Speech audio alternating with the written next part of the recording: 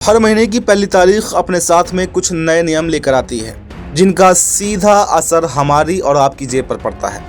जून का महीना अब बस खत्म होने को है और जुलाई की शुरुआत होने वाली है।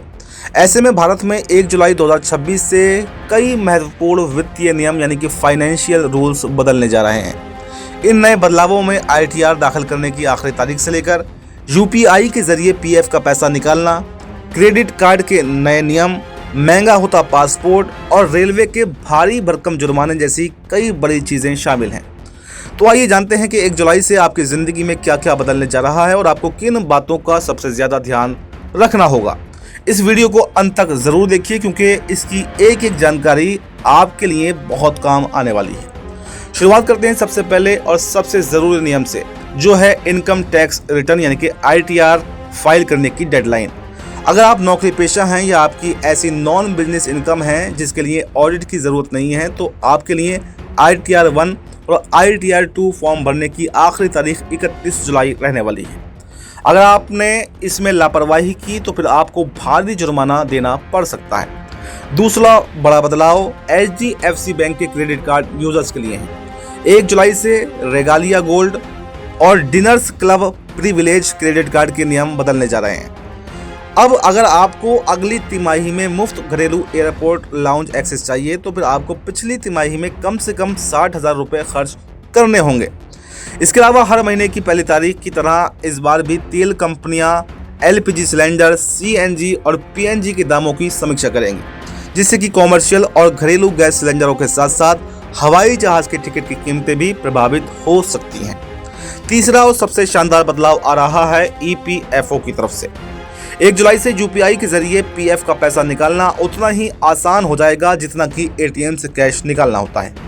EPFO अपना नया डिजिटल प्लेटफॉर्म EPFO 3.0 लॉन्च करने जा रहा है, जिसके बाद में PF का पैसा निकालने में अब बिल्कुल भी दिक्कत नहीं आएगी, बल्कि चंद मिनटों में वो आपके हाथ में हो जाएगा। लेकिन जहां एक तरफ ये राहत है, वहीं दूसरी तरफ पासपोर्ट बनवाना अब बहुत ज़्यादा महंगा होने जा रहा है। विदेश मंत्रालय ने 1 दशक के बाद में पासपोर्ट फीस में भारी बढ़ोतरी का ऐलान कर दिया है। 1 जुलाई से 36 पेज के नए या री इशू पासपोर्ट की फीस अब 1500 रुपये से बढ़ाकर सीधे 2500 रुपये कर दी गई है। तत्काल सर्विस के लिए अब 3500 की जगह 5000 रुपये आपको देने होंगे और 60 पेज के जंबो पासपोर्ट की फीस 6000 रुपये तक भी पहुँच जाएगी। इसके साथ ही रेलवे की पेनल्टी नियमों में भी कड़ाई की गई है। बिना टिकट यात्रा करने पर 250 रुपये की जगह अब 500 रुपये जुर्माना कर दिया गया है, और यदि कोई पुरुष महिला कोच में सफर करता हुआ पाया जाता है तो उस पर भी अब 2500 रुपये का भारी जुर्माना लगाया जाएगा।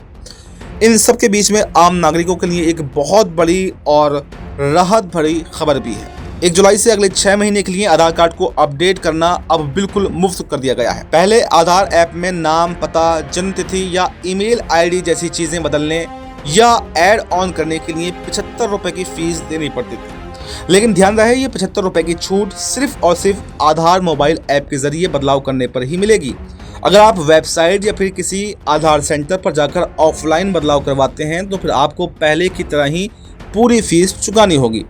तो फिर देर किस बात की है, 1 जुलाई से पहले ही अपने सारे ज़रूरी वित्तीय कामों की प्लानिंग कर लीजिए, और क्योंकि आपकी जेब पर कोई भी बड़ा असर ना पड़ पाए। आपको सरकार के इन नए नियमों और बढ़ते हुए जुर्मानों पर क्या राय है? क्या इन बदलावों से आम जनता को फ़ायदा होगा या फिर नहीं? आपकी जो भी राय हो हमें कमेंट बॉक्स में ज़रूर देकर जाएं और देखते रहें ZMPCG। नमस्कार।